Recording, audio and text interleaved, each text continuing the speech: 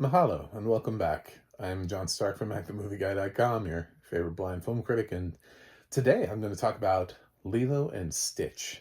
Which one? You're going to have to guess. I'm not going to tell you. So this movie is described by Deluxe, and it's narrated by Laura Post, which might be already a dead giveaway because one of them doesn't actually tell you who described the movie. But nonetheless, we persevere. So this is available on Disney Plus. This is the 2002 version, which Tia Carrere is a voice in, and then she's also in the live action version. I did the live action version a favor that I didn't do the How to Train Your Dragon version, where I actually saw the live action version first and then the remake. So with How to Train Your Dragon, I had actually seen I saw the live action and then the original. And then with How to Train Your Dragon, I saw the original and then the live action remake. So it was like vice versa.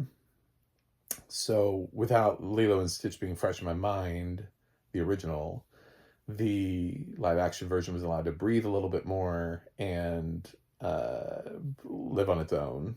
And if you check out my review of that, which I'm posting on the same day anyway, I did them on two totally different days. Just know that I saw that first. I think I'm wearing a different shirt in these videos, so if you can see. If you can't see, then my voice is different. I don't know, something. But yeah, this is the story of a little girl named Lilo, and her parents, as in most Disney movies, are dead. This is like a recurring thing for Disney. They do not like parents. They are very anti-parent. For kids who have lost their parents, the entire Disney catalog is pretty much accessible to them to be able to help them emotionally cope. One of the things that's always interesting about Lilo and Stitch too is that somehow this has been embraced by the autism community without Lilo ever expressly being labeled as being on the spectrum.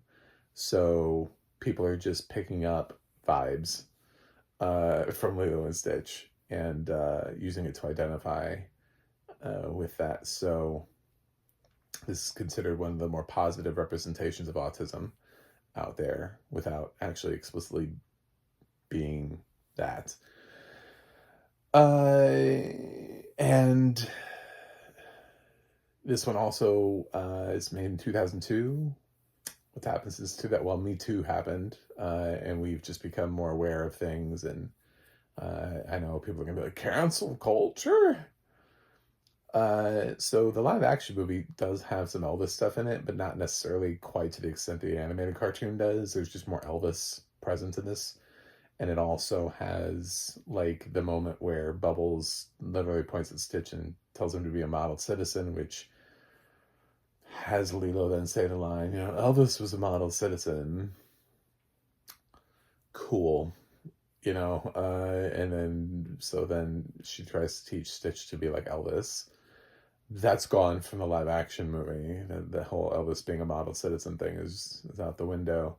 But there is some Elvis in the live action movie. It's just not heavily steeped in it. And some of the jokes are exactly the same. Some of them are slightly different. Bubbles is in more of the cartoon than he's in the live action movie. And I think David is too, to be honest. I think David is in more of the cartoon than he is in the movie. I don't know about the two aliens that are hunting Stitch. I don't know that they work in either version. Now that I'm watching these things, I'm like, I think they just take up too much time. The heart of the movie is Lilo and Stitch, and the more that I watch this movie, and now that I've seen the live action movie and what they do with it, they kind of pull focus.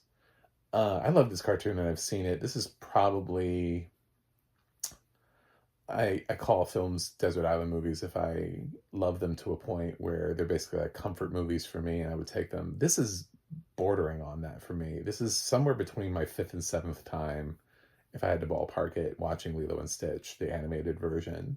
So we're encroaching on that territory where I would start to call it that. I don't like to do it until at least I'm above my 5th time. And this is at least my 5th time, if not my 6th or 7th time seeing this animated cartoon. I know I've seen it several times. And I've seen Stitch Has a Glitch, and the other one, there's another one. There's another animated movie that is not as good as this one. Stitch Has a Glitch is not terrible as far as Disney sequels go. Dequels. But Lilo's adorable in both movies. You know, regardless, the little girl who plays her in the live action movie is amazing. And of course, this Lilo is adorable.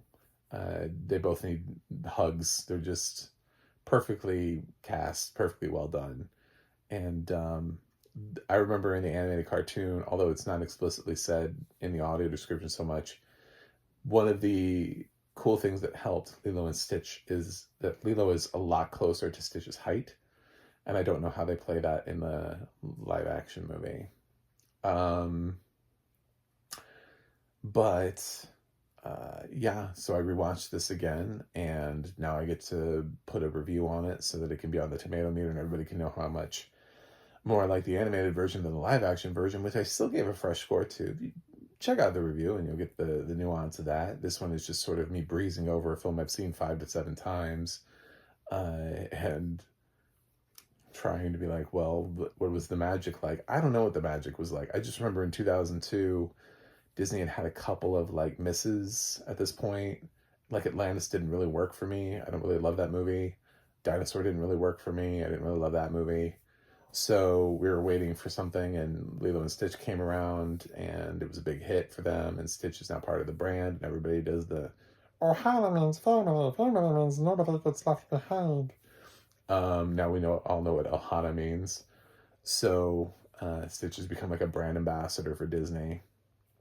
So it's a game changer, but I love this movie. I think it's not quite my favorite Disney movie, but it might be my favorite Disney movie that's not Pixar and does not have music. Like, it's not a musical. So there isn't a long list of those, but I would put Lilo and Stitch at the top of that. So, of that very small list. There are a couple. I mean, there are some classic Disney movies that really are not considered to be musicals that I'm putting Lilo and Stitch above. When you think about like 101 Dalmatians, you know? So, it's oddly really cute and weird, and Stitch is just an interesting creation in and of himself. So I adore this movie, and I highly recommend it, and I like the audio description track for it. I thought it was great. So all in all, I'm not going to beat around the bush and just go on for 45 minutes about this movie and try to list random facts about the production. I'm going to give this a 9 out of 10. I like Lilo and Stitch, and I think you do too. I think that's why you're here. So let me know if you like Lilo and Stitch, which version you prefer in the comments, and we'll start a bidding war. But thanks for watching, thanks for subscribing, and I'll see you guys on the other side.